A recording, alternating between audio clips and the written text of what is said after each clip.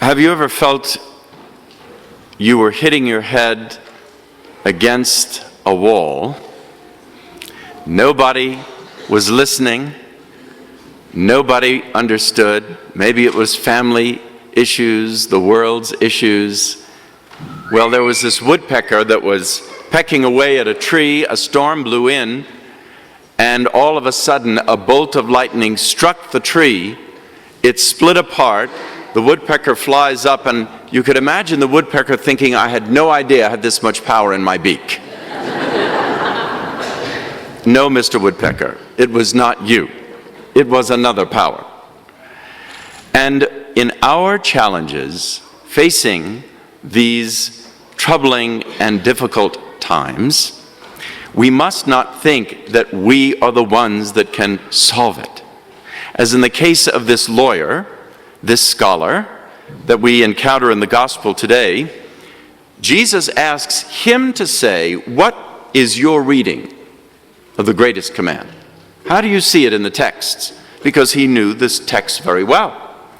And so the scholar says, well, he first quotes Deuteronomy chapter 6 and says, you shall love the Lord your God with all your mind, with all your heart, with all your soul, and all your strength. Exactly. And then, for good measure, he adds Leviticus chapter 19 and says, and you shall love your neighbor as yourself.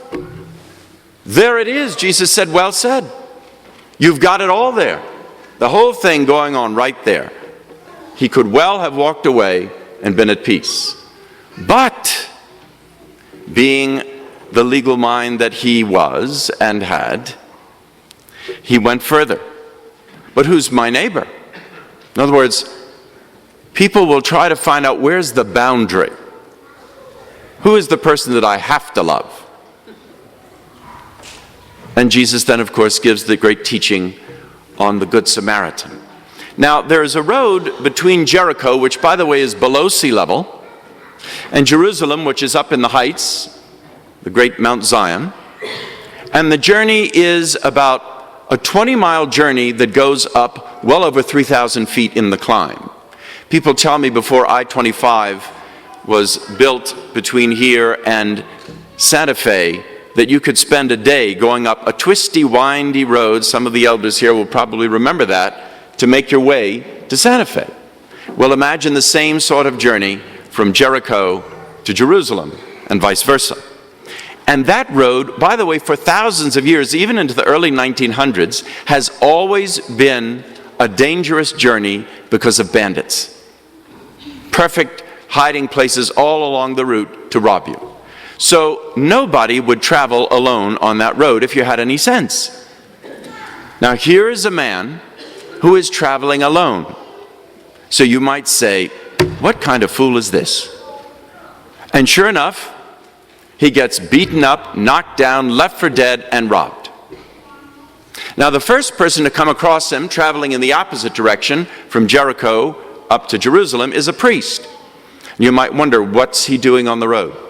There were members of the priestly clan, the Cohenites, who lived all over Israel. And they were given 2 weeks of duty at the temple every year. So they would make their way to the city and serve for a couple of weeks, then back to their home village. Probably this was the case. And if he were to touch a dead person, he would lose his right to serve at the altar. That was part of their covenant. So as he's traveling, he looks over and sees such a man and presumes he's dead. He can't touch him, so on he goes. Then another makes the journey from Jericho to Jerusalem. He's a Levite. Now the Levites were also servants in the temple. Some of them were singers and other duties. Similar code. And he may also have known that bandits would often disguise themselves pretending to be dead on the side of the road. And as you would go to help them, then the rest of the bandits would jump you and take you down. So he decides to go forth. And then the third person who arrives, who ends up being the hero in this parable, is an alien, a foreigner. They don't even like Israelites, and Israelites don't like them. And it was the Samaritan who had compassion on this poor victim. He didn't say, well, it's your own fault, fool. Instead, he picks him up, bathes his wounds, takes him to an inn, pays for him, and says, I'll be back if there's any other expense on my return. Extraordinary. You can imagine those who were listening to Jesus, their revulsion at the thought that the Samaritan even touched him. And Jesus finally asks, who was neighbor to this victim?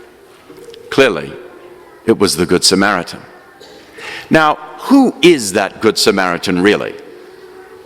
The fathers of the church in their writings tell us it's actually Jesus.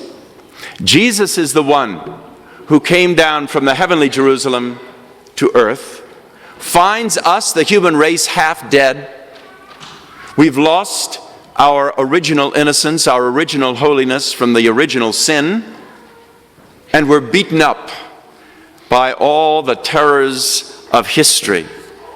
Jesus reaches down, picks us up. He bathes our wounds.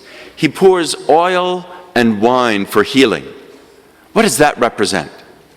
The sacraments of the church. Jesus brings us healing, and he takes us to the inn. What is that? It's the church itself.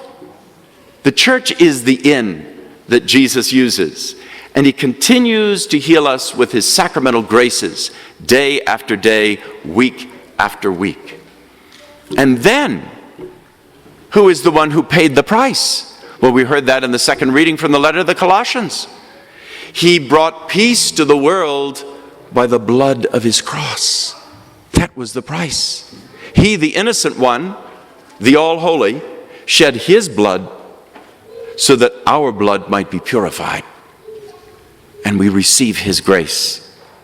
And finally, the command he gives us is go and do the same. In other words, the imitation of Christ in our lives. How are we to show compassion? As Jesus shows compassion. Doesn't matter the race of the person, doesn't matter the nationality of the person, doesn't matter the background, doesn't matter whether it's their own fault or not. Jesus shows compassion when he sees the need. You know, I've grown up in South Louisiana with lots of hurricanes, and the one, by the way, now, thanks to the many prayers and the good work, seems to be dissipating. But after these kinds of storms, you see a lot of good Samaritans. People reaching out to other people, helping, coming out, neighborhoods standing united. But the question I have is, why is it only after disasters that we can be good Samaritans? Jesus is asking us to observe the need every day, be aware every day, and in every way of the people around us. Yes, it might be someone that you know who's in a terrible disaster.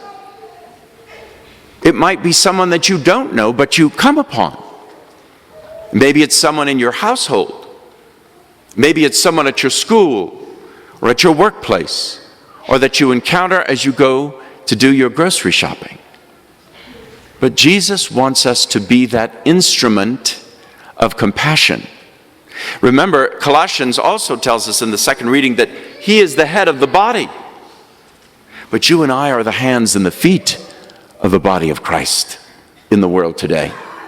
So how are we reaching out? Don't be like that woodpecker, just with your head on that wood. No. Put your eyes on Christ. Remain united with him. And then let Christ inspire you to reach out to those around you. I conclude today with a meditation from a great doctor of compassion, as he was known, St. Francis de Sales. Maybe you've read his Introduction to the Devout Life. And St. Francis on meditating on the relationship with Christ as the springboard for our ability to be compassionate for the world, wrote this: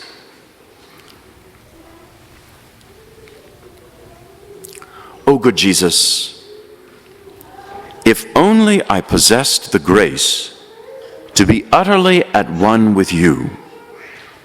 Amidst all the variety of worldly things around me, Lord, the only thing I crave is unity with you.